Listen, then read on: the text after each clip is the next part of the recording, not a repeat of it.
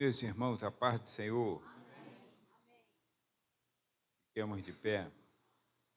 Glória seja dada a Jesus pelo dia de hoje. Nós vamos ler um texto extremamente conhecido, que é a carta do apóstolo Paulo aos Romanos, capítulo 12, os 3 primeiros versículos.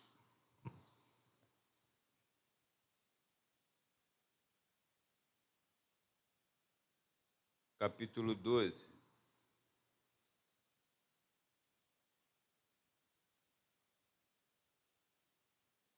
A palavra do Senhor diz: Rogo-vos, pois, irmãos, pela compaixão de Deus, que apresenteis o vosso corpo em sacrifício vivo, santo e agradável a Deus, que é o vosso culto racional. E não vos conformeis com este mundo, mas transformai-vos pela renovação do vosso entendimento, para que experimenteis qual seja a boa, agradável e perfeita vontade de Deus. Porque pela graça que me é dada, digo a cada um dentre vós que não saibais mais do que convém saber. Não saiba mais do que convém saber, mas que saiba com temperança, conforme a medida da fé que Deus repartiu a cada um. Amém? Obrigado, Senhor, por esta palavra que é lida aos nossos ouvidos nesta oportunidade. Obrigado pelas vidas que estão dentro desta casa, ó Deus, que estão prontos a ouvir a Tua boa palavra. Obrigado, Deus, por cada momento de nossas vidas no dia chamado hoje. E obrigado pela Tua boa presença, Senhor, em todo o tempo conosco. E agora faz-nos, ó Pai querido, pelo Teu bondoso Espírito Santo, entender a Tua palavra através do dom da palavra da sabedoria e do conhecimento. Sendo assim, a glória será Tua, mas a alegria, Senhor querido, a edificação será da Tua igreja. Assim nós te agradecemos, pedimos, em o nome de Jesus. Amém. Os irmãos se assentem. Meus irmãos, temos lido um texto que, por si, ele já fala para nós, mas é sempre bom nós lembrarmos algumas coisas que o apóstolo Paulo traz à nossa memória pelo bondoso Espírito Santo. E cada tempo é um tempo, e nós então precisamos reviver esta palavra profética do apóstolo Paulo em nossas vidas. Nós temos principalmente os 2 primeiros versículos do texto de Romanos capítulo 12, terceiro versículo, ele fala pela graça que é dada ao Senhor, pelo Senhor para ele, ou como para cada um de nós foi repartido. Aí ele diz, até para que entendamos que nós vivemos por graça e não por mérito humano. Por isso ele diz que então cada um não saiba mais do que convém saber. Ou seja, você tem que saber com temperança, com medida, com simplicidade, com humildade, para que a glória não seja do homem, mas sim seja de Deus. E dentro desse contexto que o apóstolo Paulo está falando, nós temos 2 partes interessantes. A primeira, irmãos, que está no versículo de número 1, ele mostra que o nosso maior propósito na terra deve ser o de agradar a Deus. Deve ser o de agradar a Deus. Quando nós agradamos a Deus, lembra que tem um texto de Romanos, na mesma carta, só que é o Romanos capítulo 8, versículo 28, ele fala o quê? Que todas...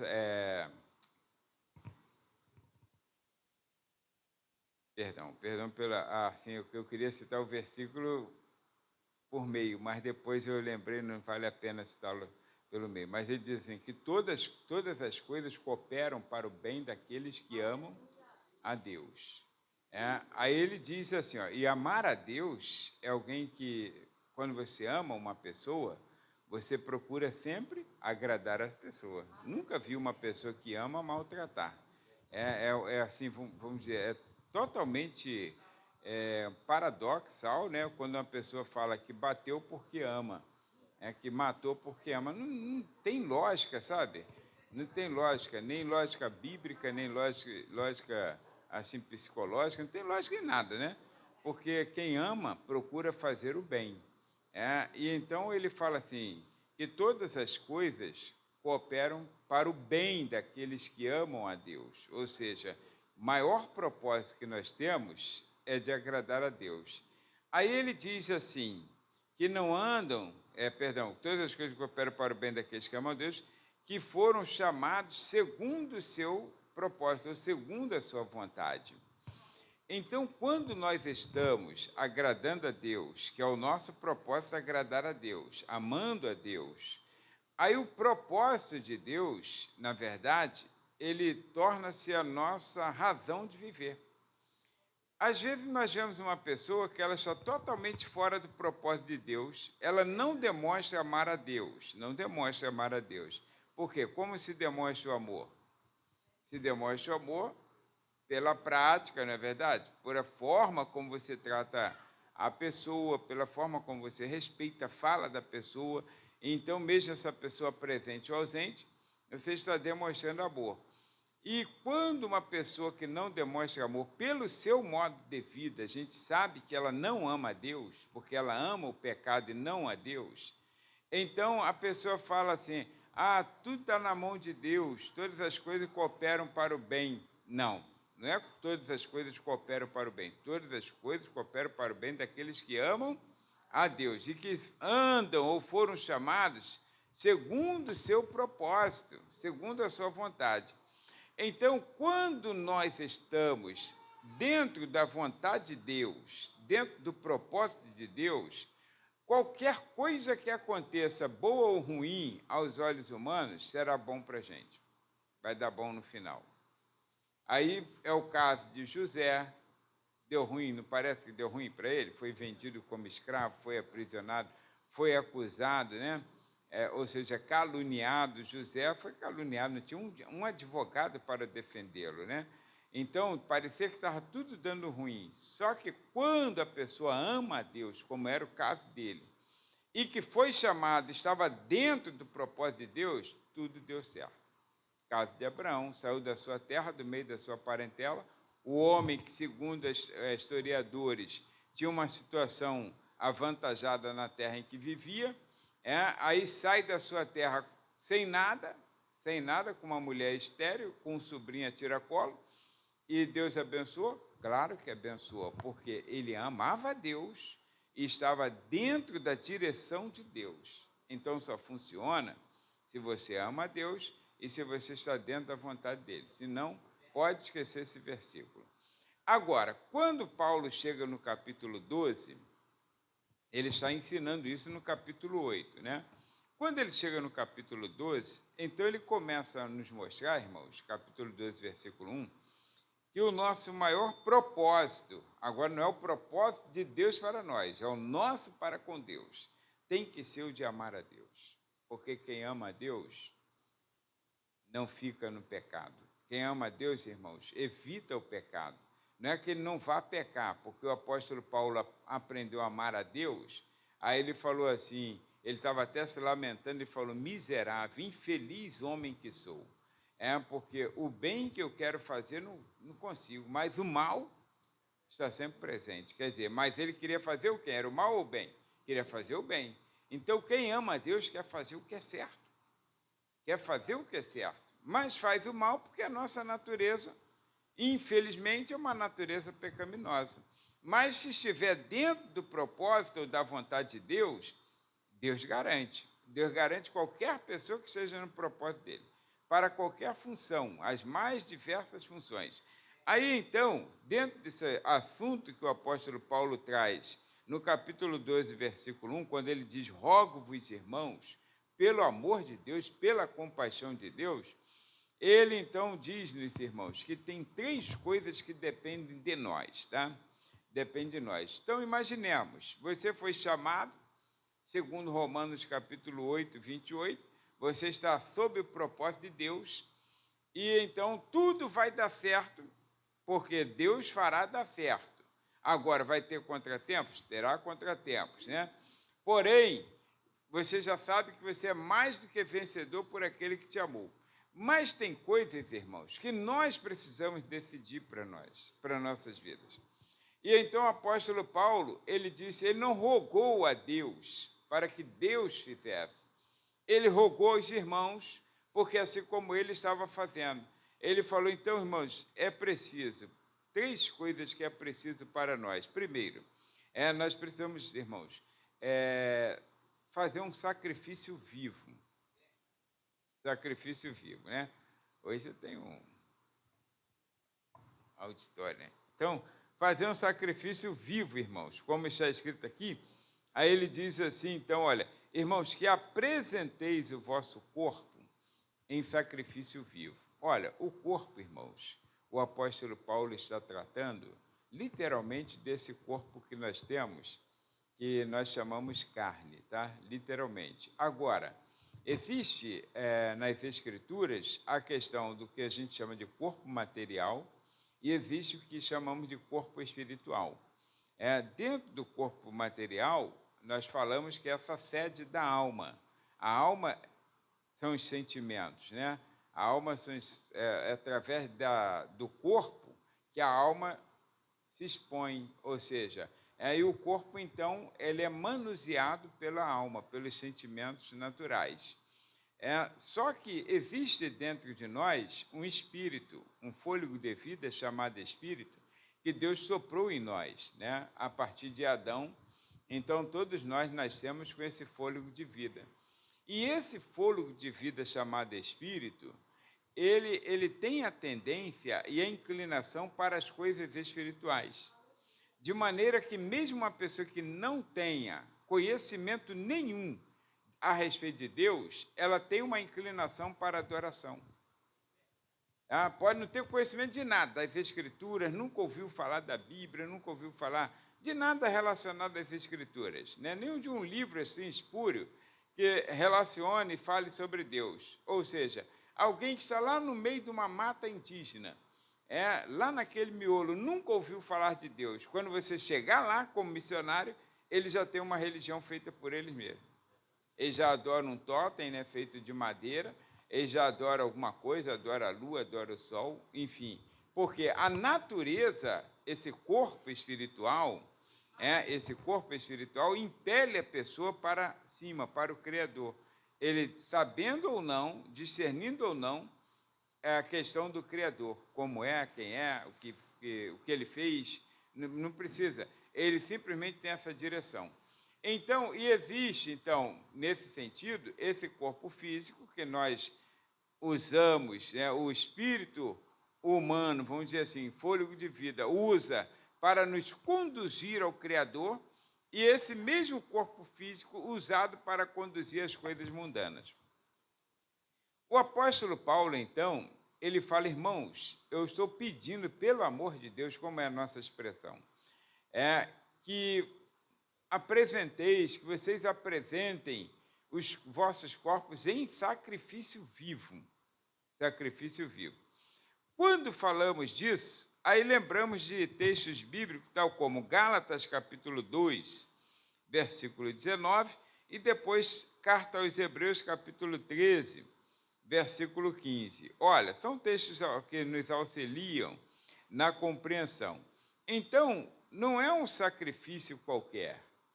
Geralmente se oferecia um sacrifício, claro, o sacrifício, ele era imolado. Mas, aqui entre nós, o sacrificador, no caso agora, o ofertante, né? Porque o ofertante dependia de um sacrificador, que era um levita, um sacerdote.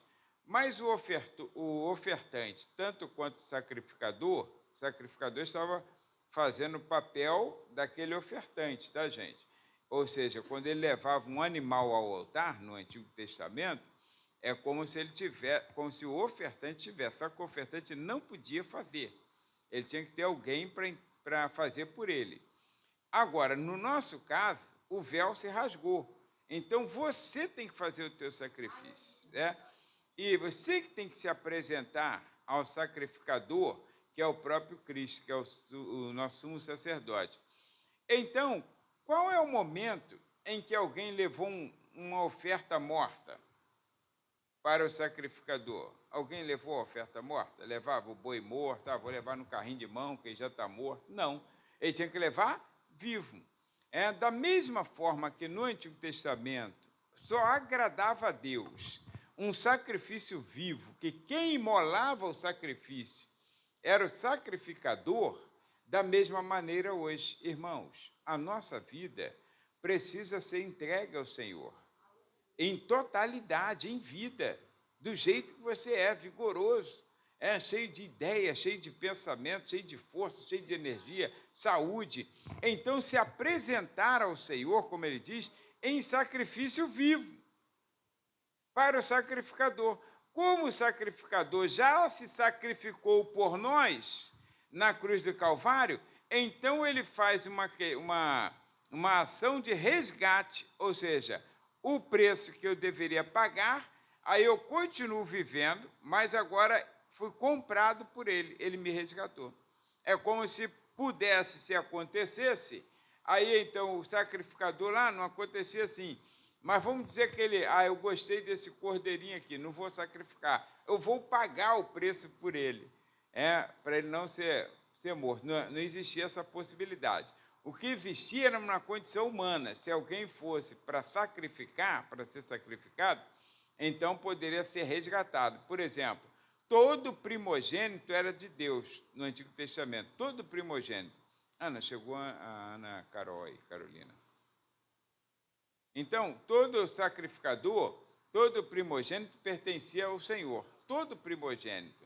Aí, quando então um animal primogênito ele nascia, ele tinha que ser separado para o Senhor, Quando nascia uma criança, que era a primeira, seja sexo feminino ou masculino, aí então ele não podia sacrificar a criança. Aí o que ele fazia? Levava uma oferta em lugar da criança, ou seja, ele resgatava aquela criança, mas tinha que entregar ao Senhor. Então era resgatado essa criança, com exceção do caso de Samuel, que não precisou da oferta. Por quê?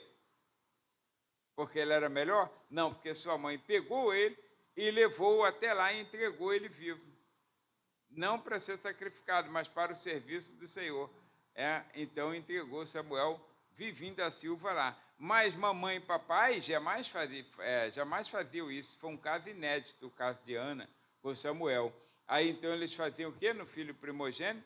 Ia lá e levava um sacrifício, um animal, alguma coisa, substituindo o seu filho. Aí chegava para o sacerdote, isso aqui é para o meu primogênito. Aí aquele animal morria e o primogênito vivia. Nesse caso nosso, Deus não nos quer tirar a paz. Deus não nos quer tirar a nossa liberdade. Irmãos, há uma dificuldade muito crente de ele se entregar totalmente a Deus em 100%, porque ele tem medo de Deus tirar a sua liberdade. Deus não nos tira a liberdade. Ele nos dará tarefas, vamos dizer assim, nos imporá tarefas de acordo com aquilo que podemos fazer, com o dom e a vocação que ele mesmo nos deu. E as tarefas que nos são impostas, ele dá garantia. Então, quando você está dentro da vontade de Deus, aí Deus vai te garantir. Se você estiver fora da vontade de Deus, você daqui a 6 meses, aí está desanimando, não dá mais, estou desanimando, estou indo para o mundo, aí não consegue. Se você estiver dentro da vontade de Deus, você não consegue desanimar, porque mesmo que dê aquela vontade de parar, o Senhor te dá suporte para que você continue. Foi o caso de João Batista, foi o caso de Paulo, foi o caso de Jesus, foi o caso de todos os discípulos de Jesus, que tiveram momentos assim de dificuldades, quase que momentos, vamos dizer, depressivos, como o de Jesus, é um sintoma de depressão, né? Minha alma está angustiada até a morte. Aí então sentiu aquela dor, aquela agonia da morte, e nesse caso ele falou, mas o que eu direi? Vou desistir? Não, Pai, para essa hora eu vim. Então, seja feita segundo a tua vontade. Isso é um sacrifício vivo. É se entregar a Deus de acordo com a vontade de Deus, para que a vontade de Deus, ou seja, o propósito de Deus, seja realizado em nossas vidas.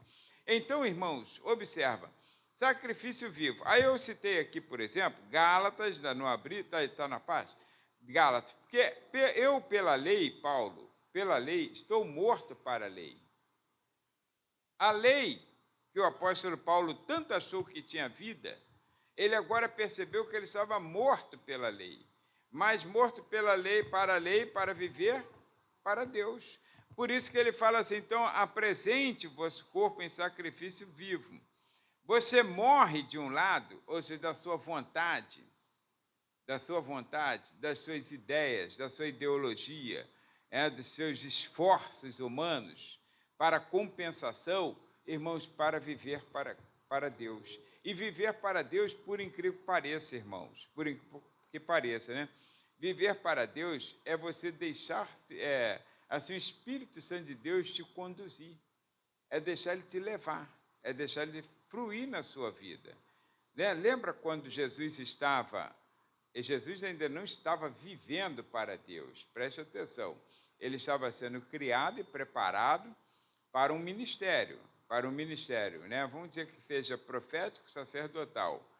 Ele já era, né, por natureza, mas profético, sacerdotal.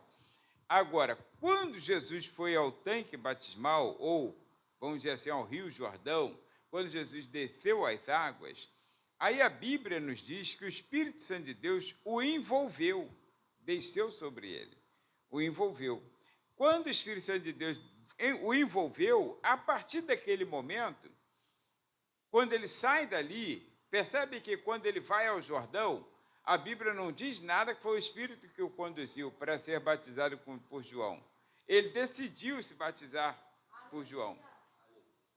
Agora, quando ele sai do Rio Jordão, aí a Bíblia logo diz assim, e o Espírito do Senhor o conduziu para o deserto para ser tentado pelo diabo. A vida dele agora passa a ser conduzida pelo Espírito Santo.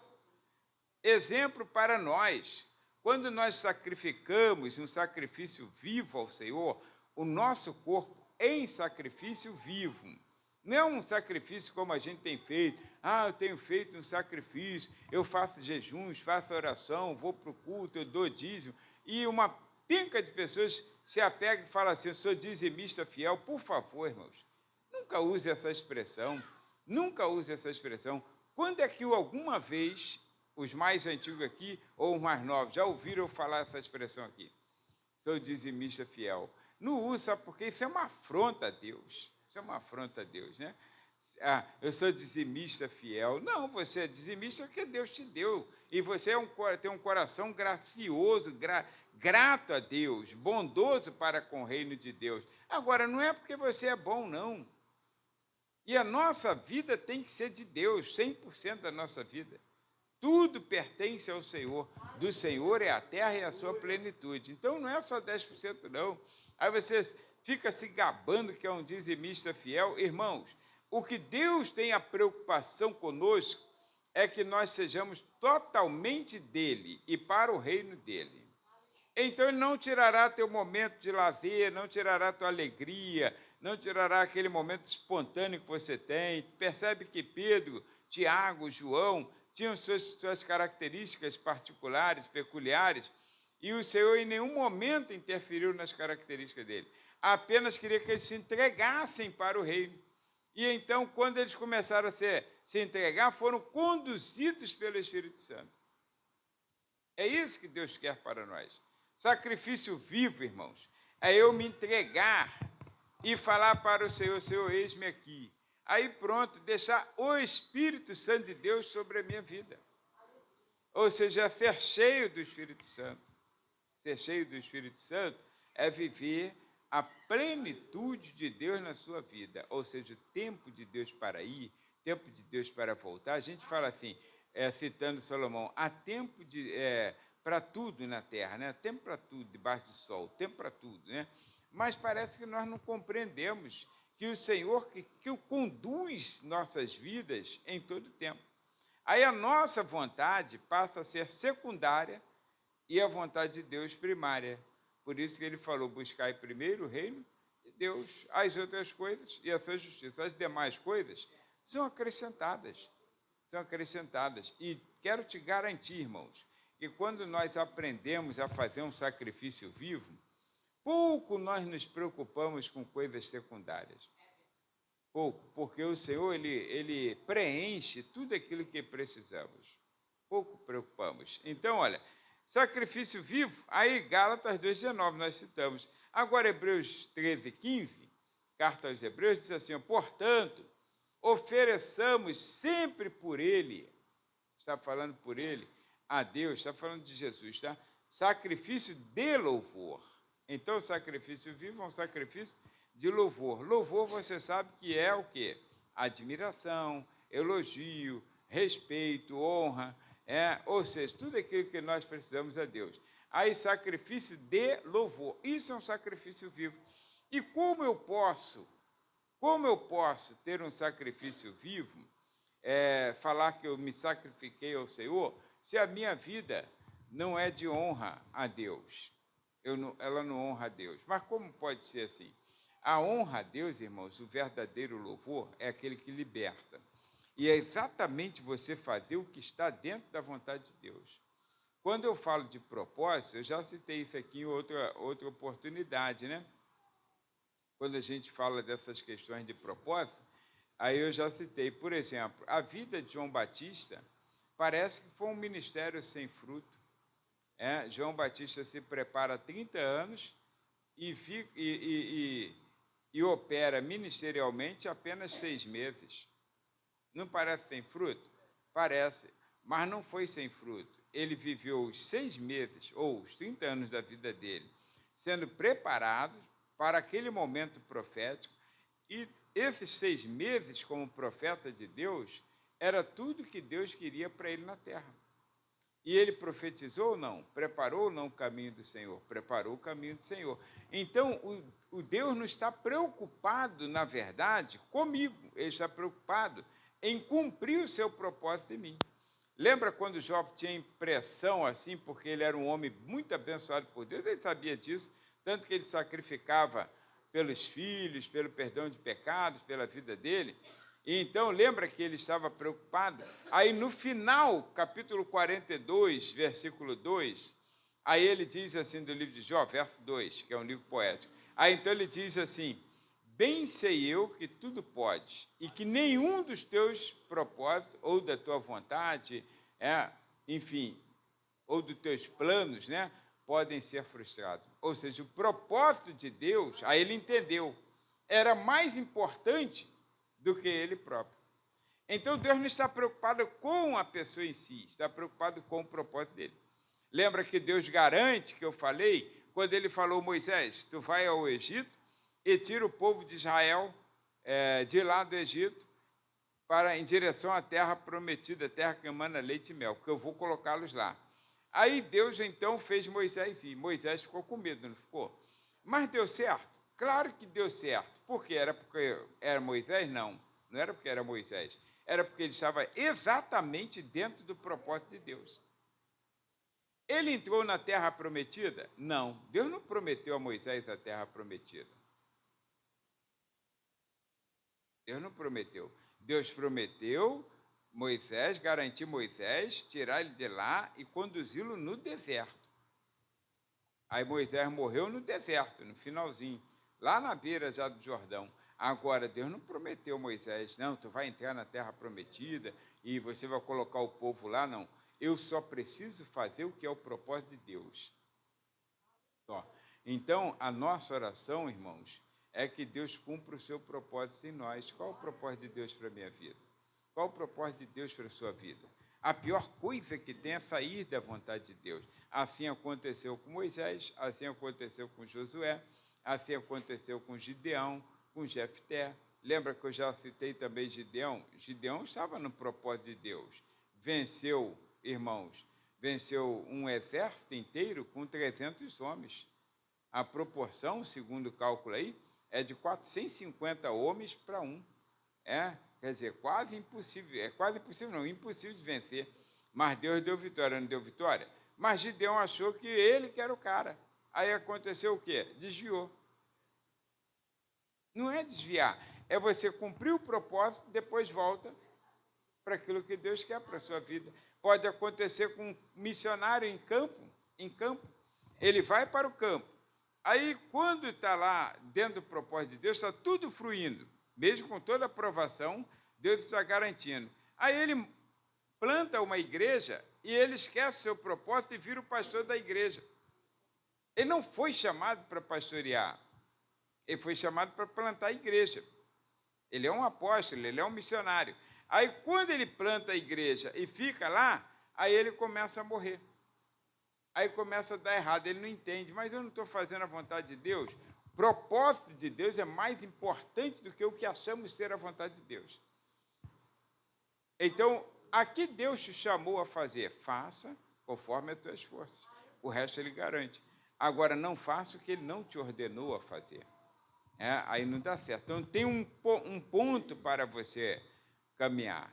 Tem um ponto para você caminhar e pronto. Paulo entendeu isso. Chegou num determinado momento, ele falou assim, Timóteo, combati o bom combate, acabei a carreira, guardei a fé. Mas ele tem 62 anos de idade, um homem super inteligente,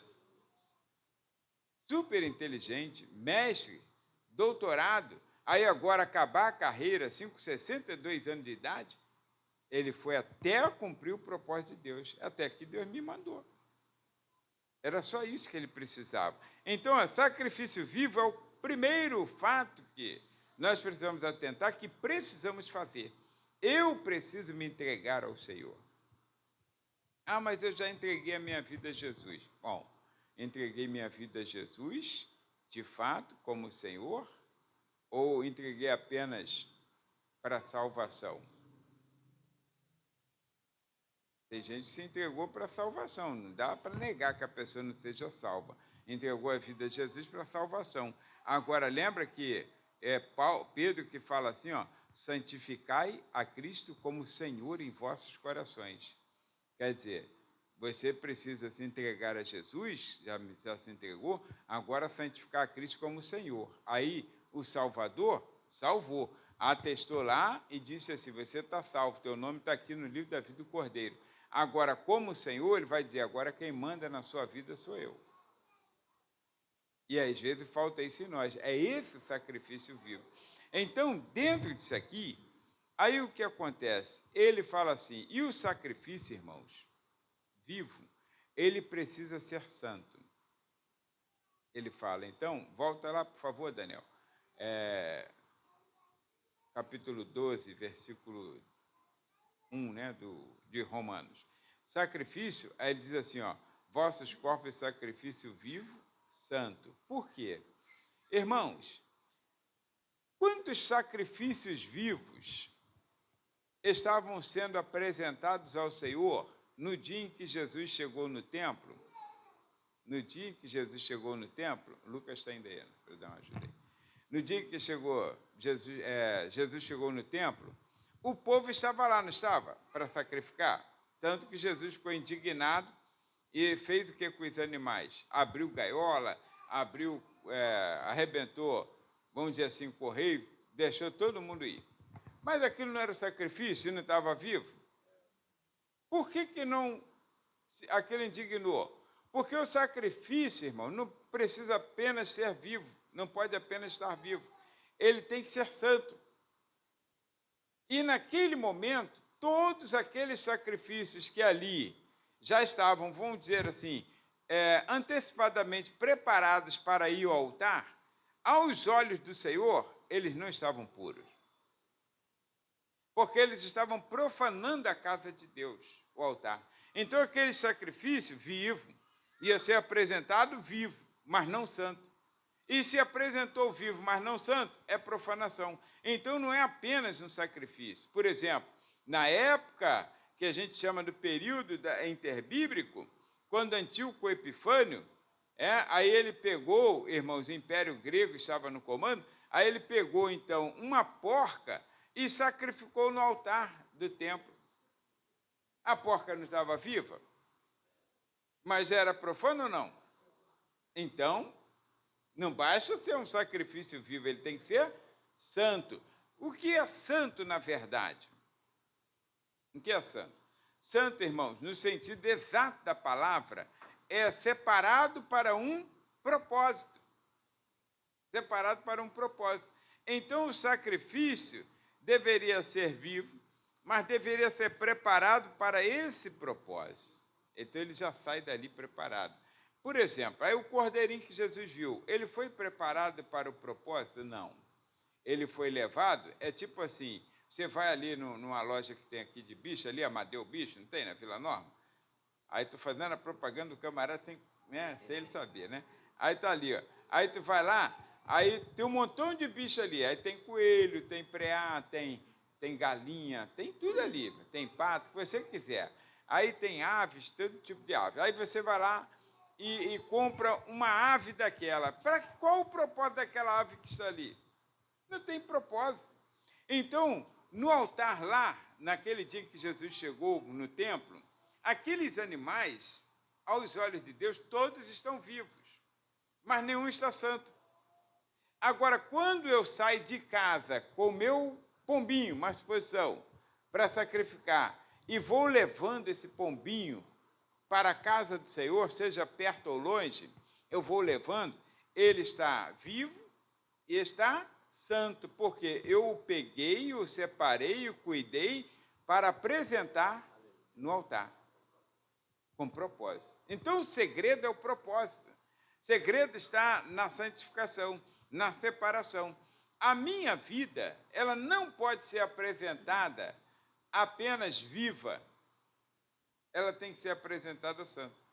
Por isso que o apóstolo Paulo, escrevendo carta aos Tessalonicenses, capítulo 5, versículo 23, capítulo 5, versículo 23, aí ele falou para a igreja, irmãos, que é para nós, né? Aí ele disse para a igreja, irmãos,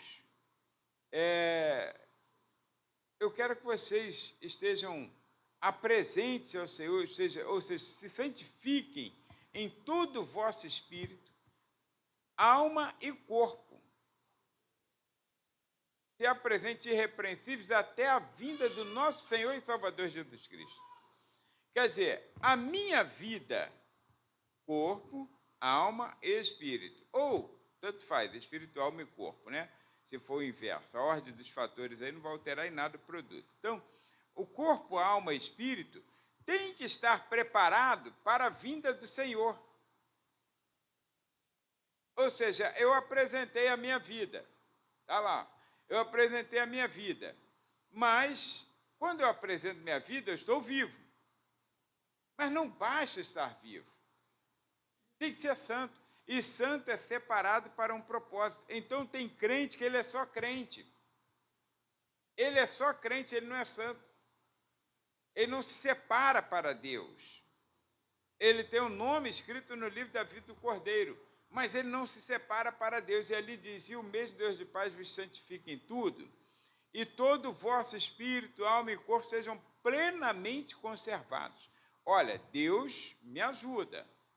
Ele faz a parte que ele tem que fazer, porque quando vem o sangue do Cordeiro, a Bíblia diz que o sangue do Cordeiro tem poder para nos purificar de todo pecado, não é verdade? Ou seja, agora, irmãos, quem tem que apresentar, ele fala, então, olha, sejam plenamente conservados e irrepreensíveis. Eu tenho que cuidar da santificação. Esse sacrifício, vamos dizer assim, esse corpo que está vivo, precisa ser cuidado para o altar do Senhor. E às vezes nós não cuidamos. Às vezes não cuidamos, não temos, assim, não pensamos, por exemplo, quando estamos indo para um culto, né, para cultuar a Deus. Aí tem pessoas que não conseguem pensar, se preparar, estar presente no culto, não, simplesmente, irmãos, ele vem assim como se fosse assim numa banca de feira. Aí chega aqui, se Deus quiser me usar, me usa, se Deus não quiser, não usa. Irmãos, todo o nosso espírito, alma e corpo tem que ser conservado, plenamente conservado, santo, irrepreensível para a vinda do nosso Senhor Jesus Cristo. Então, eu preciso não apenas fazer um sacrifício vivo, mas um sacrifício santo, separado para esse propósito. Aí sempre você deve lembrar do altar, como eu disse lá, que indignou Jesus. Os discípulos ficaram espantados, ninguém nunca se indignou com aquilo, porque todos os animais estavam ali, entre aspas, para serem sacrificados. Mas todos os animais que estavam ali para serem sacrificados não foram conservados irrepreensíveis, não foram separados para aquele propósito. Ele apenas foi. Então você escolhe. Se comprar, comprou. Se não comprar, volta para casa. Vamos dizer que fosse um animal comestível, um cordeiro. Não comprou, sobrou. Não tem problema não, a gente mata ele lá à noite, faz um churrasco e pronto. Está entendendo? Então não foi com aquele propósito. E tem que ser para o propósito. É como quando a gente faz o pão da ceia, por exemplo, irmãos, e separa aquele pão para o propósito de servir à mesa do Senhor. Aí acaba a ceia, tem igreja aí que o pessoal come o pãozinho, aí dá para as crianças comer o pãozinho, né? Não, irmãos, aquilo ali não foi para esse propósito, foi com o propósito de servir aquela mesa para aquele objetivo. Então, se sobrou, você não pode dar para o pessoal comer, não. Não pode. Pela Assembleia de Deus, não é estatutário, tá? Não é estatutário. Mas foi nos ensinado que a gente pega o pão e enterra aquele pão. Pega o pão e enterra. Por quê? Aquilo ali foi separado para a mesa do Senhor. Mas tem igreja aí que parece que ele não tem cabeça, não. Aí ele pega e dá o pão para as crianças comer e tal. E o pessoal vai metendo bronca ali. Então, quer dizer, teve, vamos dizer, teve...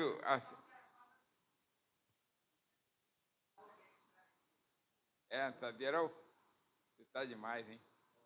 Então, mas é assim, aí por quê? Porque foi separado, então você tem que ter esse zelo por essa causa. Aí alguém critica e fala, a pessoa vai lá, não existe Santa Ceia, não existe não. Existe, é um culto que nós fazemos em memória do sacrifício de Jesus, né? Não é um sacrifício que fazemos, é um culto que fazemos em memória do sacrifício, ou seja, para lembrar do que ele fez por nós na cruz do Calvário. Mas os elementos apresentados, eles simbolizam o corpo e o sangue do Cordeiro. Então, uma vez que eles simbolizam, eles foram trazidos para esse propósito. E não pode burlar o propósito. Tá? É interessante. Nós temos essa igreja ainda existe, porta aberta, mas o pastor já morreu há muito tempo.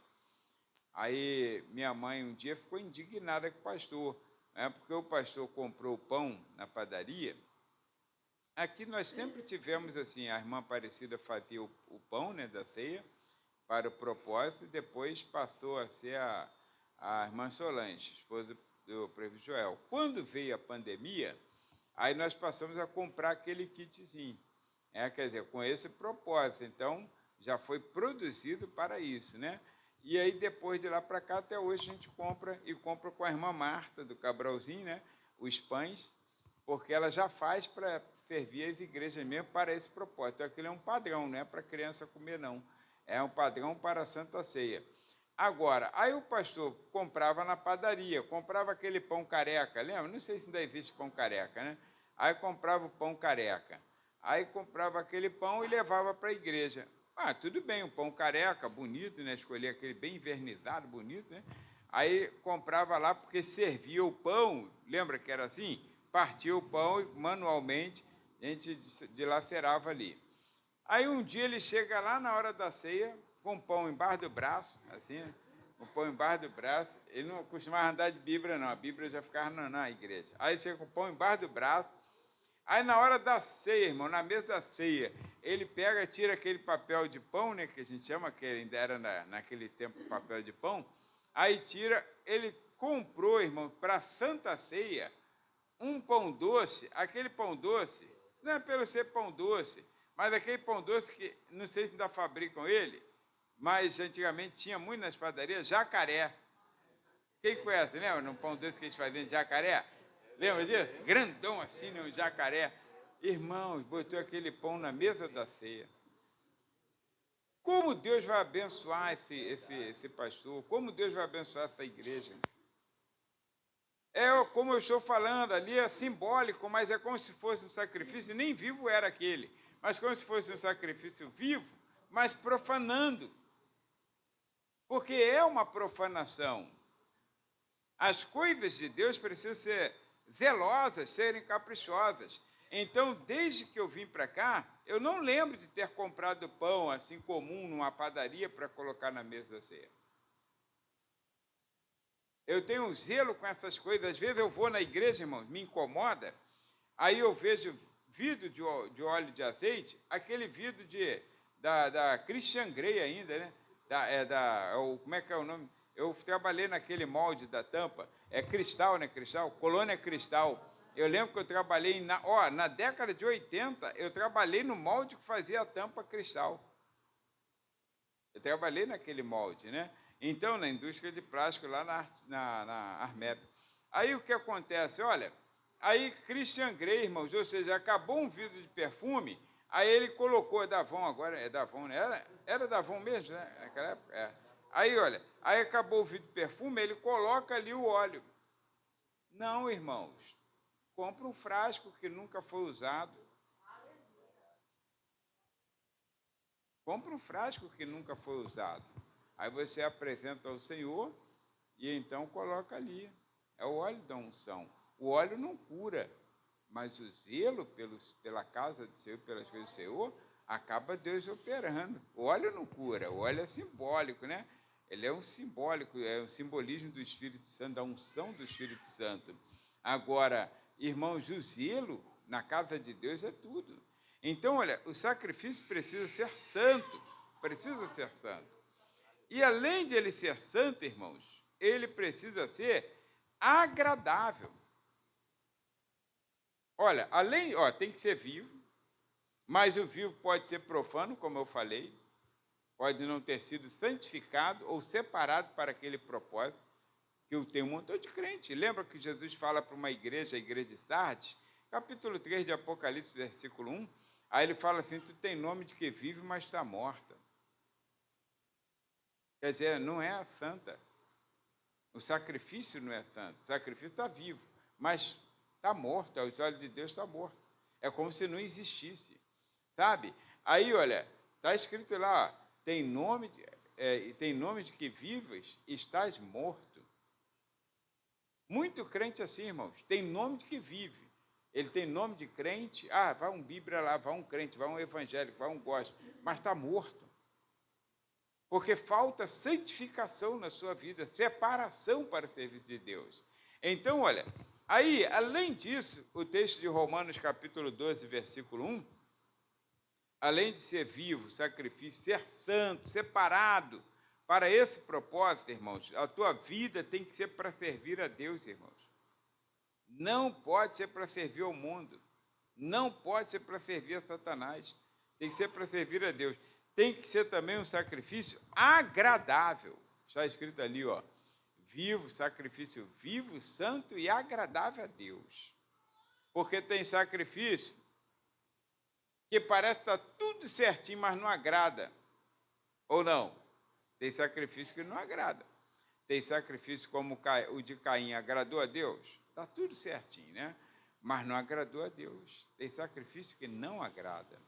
Deus não respira, ou seja, ele não tem prazer de sentir aquele cheiro suave, não sai para ele. Tá? Tem sacrifícios que é profanação aos olhos de Deus, irmãos. Então, olha, aí ele tem que ser vivo, tem que ser santo, separado, mas tem que ser agradável a Deus. Olha, quando nós lemos em Salmo 51 foi o salmo em que Davi estava clamando a Deus, e Davi falou assim, Senhor, devolve-me a alegria da salvação. Ele queria novamente ser alegre, ser feliz. Aí ele falou, tem misericórdia de mim. Mas não é esse verso não que eu quero o verso 17. Aí ele diz assim, os sacrifícios para Deus são o espírito quebrantado. A um coração quebrantado e contrito, não desprezarás, ó Deus. Ele entendeu isso. Lembra que o Senhor falou para Saul, através de Samuel, que é melhor obedecer do que sacrificar. E olha que Saul, estava com umas ovelhas bonitonas lá, para encher os olhos de um rei, irmãos. Um rei está cheio da grana. Para encher os olhos dele, aquele rebanho devia ser muito, muito formoso mesmo. E ele separou. Não, isso aí eu achei muito bom, muito bonito, né? Separei para o Senhor. Aí Samuel falou, é melhor obedecer do que sacrificar. Porque, irmãos, o sacrifício tem que estar assim, vivo. Tem que estar santo. E Deus não queria sacrifício daquele povo. O Senhor mandou, a ordem de Deus era matar todo o rebanho, matar tudo que tivesse vida lá, porque Deus não queria, era profano aos olhos de Deus. Aí ele achou que era. Então, vivo está, santo não, e não foi agradável a Deus. E o sacrifício tem que ser agradável. Aí Davi descobre, sacrifícios para Deus são o espírito quebrantado. Quer dizer, sabe por quê, irmãos? Quando você vai ofertar a Deus, isso serve também para a questão de dinheiro, tá, irmãos? Questão de dinheiro, que hoje a gente trabalha com dinheiro, né? Na oferta. Aí tem a pessoa que fala assim, dá o teu melhor, dá o teu melhor. Irmão, não caia nessa história, não, por favor. Não caia nessa história, não. Deixa o camarada perder tempo com aquele momento ofertório ali, ele perde 20 minutos com o momento ofertório, contando lorota, dá o teu Isaac. O Isaac nunca volta para casa contigo, só fica. Isaac tem que voltar para casa. Não pode ficar no altar, não. Aí, dá o teu melhor. Não, o teu melhor, o apóstolo Paulo ensinou, dizendo assim, irmãos, cada um contribua segundo propôs o seu coração. Segundo propôs o seu coração. Sabe por quê? Porque quando você chega com uma oferta a Deus, que ela não agrada a Deus, às vezes você chega como Caim, você traz, mas o coração não vem junto. Não é a vontade tua de dar oferta. Tem ofertas que a gente dá na igreja aí, irmãos, que você não está com vontade de dar. Dá porque a sacolinha vem. Pô, tu vai ficar com vergonha, caramba, culto passado eu já não dei, agora esse de novo. E é o mesmo diácono aí. O mesmo diácono ele vai te marcar, vai falar, pô, irmão, qual é a tua? Então, aí você dá, irmãos, não foi aceito por Deus. Aquilo nem é bênção para a igreja, acredita, não é bênção para a igreja. A bênção para a igreja é quando um crente ele tem um sacrifício voluntário. Então, olha, propôs no teu coração, eu vou abençoar. Sabe? Não tem oferta. Teve uma pessoa que chegou aqui e ele não tinha oferta. Aí ele falou no final, pastor, como é que eu faço para dar uma oferta? Eu falei, ali atrás, ali, apontei para ele, tem um envelopezinho ali, pega lá. Aí, com dificuldade de andar, aí, tá bom, vou pedir alguém. Pedi alguém, não lembro quem foi, que estava aqui perto. Aí pegou o envelope para ele. Aí ele puxou o dinheiro e colocou na oferta, pronto. Na oferta. Aí, no dia seguinte, o Batista pensou que era até dízimo de alguém, era um valor muito alto, né? Pensei que era dízimo de alguém. Falei, não, Batista, aí foi um irmão aí que o pastor que teve aí quis ofertar para a igreja. Então, quer dizer, para a gente é indiferente se é valor alto, se é valor baixo, se ele vai dar ou se não vai dar. Sabe por quê? Porque tem que ser segundo propôs no coração, irmãos.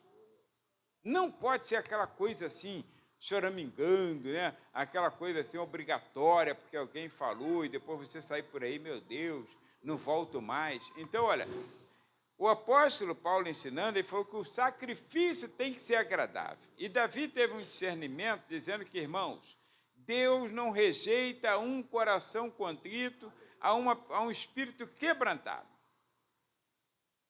Você chega lá com aquela tua oferta porque você sente a necessidade de se apresentar a Deus. Ele fica feliz da vida. Fica feliz da vida. Deus não olha, escuta o que eu vou falar, ele não olha para o bolso do ofertante. Ele olha para o coração. Antes de ele olhar para a oferta, ele já olhou o coração do ofertante. Ele falou, Caim, se tu tivesse procedido bem, certamente não seria aceita a tua oferta? Quer dizer, Deus não está preocupado com, em si, a oferta, mas com o coração. Ele não tinha o coração no altar. E Abel tinha o coração no altar. A diferença é isso aí, entre um ter sido aceito e o outro não. Não é um apenas só porque, era fruto da terra. Não. É claro que a oferta de Abel foi um ato de fé no cordeiro que havia de vir. Agora, se Caim dado fruto da terra com toda a dedicação, não, estou preparando isso aqui para o Senhor, isso aqui é para o Senhor. Eu quero cultuar ao Senhor. Aí trouxesse aquela oferta da terra com o coração, vamos dizer assim, contrito ao Senhor, Deus aceitaria. Mas ele não, ele trouxe porque outro deu. É como o caso daquele Ananias e Safira, que vê Barnabé dando uma oferta gorda na casa de Deus. Barnabé não quis se aparecer, mas ele deu, de alguma maneira, e foi visto que ele deu. E então Ananias e Safira propôs também dar. Por quê? Pela obra de Deus? Pelo amor a Deus? Por um coração contrito? Não. Só para ficar assim como Barnabé, ao páreo dele. Não, se ele deu, também vou dar. Tem gente que é assim. Aí o que aconteceu? Deus não aceitou. E Deus não aceitou, o Espírito Santo de Deus não aceitou. Pedro falou, não dá. E aí, pela profanação, aí o Senhor ainda o matou. É isso que às vezes acontece com o crente. Você tem que ter o coração no reino de Deus. Então, olha, ali está escrito, cada um contribui segundo propôs no seu coração. Não dê porque o irmão puxou uma nota de 50, você vai disputar com ele. Não faça isso, irmão. Não faça isso. Não dê porque o pastor foi muito convincente e falou que você tem que dar o seu melhor. Olha, pega aquela nota melhor que está no seu bolso. Ele está pensando no teu R$200. A única, você nunca pegou no 200. Aí, no dia que pega, coloca na carteira para tirar uma onda, o pastor fala, dê o teu melhor. Aí você se arrebenta. Olha, não faça isso. Você tem que pensar o que Deus está falando ao meu coração. O que Deus está falando ao meu coração? Oferta, irmãos. Talvez não seja nem essa agora. Conta-se uma história aí, que aqui no Brasil aconteceu, dizem ter acontecido, que um missionário foi pregar numa igreja e estava fazendo uma campanha motivacional para o campo missionário. E, claro, aí o pastor pediu oferta para o campo missionário. Colocou uma bacia, assim, uma bandeja grande, alguma coisa assim grande, um tapete, não sei. Aí colocou, o pessoal vinha, trazia e colocava ali. Aí veio uma criança assim de uns 8 anos de idade, depois de ter ouvido aquela palavra, e entrou dentro do local. Quer dizer, ele não tinha dinheiro, mas ele tinha a vida dele para dar. Ele entregou a sua vida dele a Deus para o campo missionário. Quer dizer, certamente que Deus aceitou aquele sacrifício mais do que qualquer outra oferta. Então, o que é a tua oferta? É aquilo que você propôs no seu coração. Aquilo que você propôs. Então, ninguém precisa forçar. Você vai sentir de Deus assim, eu vou ofertar para o reino de Deus, sem ninguém falar nada. Às vezes, ninguém nem vai falar de oferta e você simplesmente vai desejar ofertar. Porque aí sim é o Espírito Santo de Deus. E ninguém precisa saber. O que a mão direita faz, a esquerda não precisa saber. No reino de Deus é assim. Ninguém precisa saber. É entre você e Deus, tá? Então, olha, o sacrifício precisa ser vivo, santo e agradável. E sacrifício agradável é um coração contrito e um espírito quebrantado. Aí sim, ele diz que é o vosso culto racional. Raciocínio. Meu culto é esse. Meu sacrifício tem que ser vivo, mas tem que ser santo. A minha vida tem que ser separada para Deus. E tem que ser agradável. Não tem coisa melhor do que viver uma vida que Deus se agrada. Um dos textos mais interessantes que nós conhecemos, que eu acredito que seja Gênesis capítulo 6, versículo 9, né? Na minha mente. Gênesis capítulo 6, versículo 9. Esse aí, se colocar, vou saber agora, né? Está ali, ó.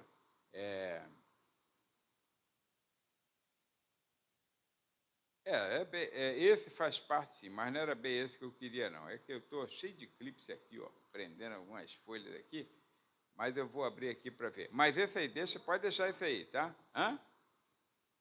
Pode deixar esse. Esse aí, o 8, é o 8. Mas aí depois eu cito esse. Então, que aqui eu vou terminar também. Aí diz assim, irmãos, olha só, Noé estava vivendo a vida dele no meio de uma geração extremamente corrupta e perversa. essa geração que nós estamos vivendo não tem comparação com a geração que estamos vivendo hoje. Você acha que está ruim hoje? O tempo de Noé estava pior. Porque até agora Deus não manifestou nenhum profeta para dizer que vai destruir a nação, ou que vai destruir o mundo. Mas naquele tempo, tudo estava totalmente corrompido, a ponto de Deus ter se arrependido, né? Um texto assim, extremamente humano essa fala, né? Se arrependido de ter feito o homem, ou seja, o homem se corrompeu totalmente. Aí diz assim, no meio de uma geração corrupta, irmãos, você não ouve nada a respeito de Noé, não sabe se ele cantava, se ele pregava, não sabe se ele dava oferta, se ele dava dízimo, sabe nada da vida dele. Mas está escrito assim, ó, Noé, porém, achou graça aos olhos do Senhor. Quer dizer, a vida de Noé agradava a Deus.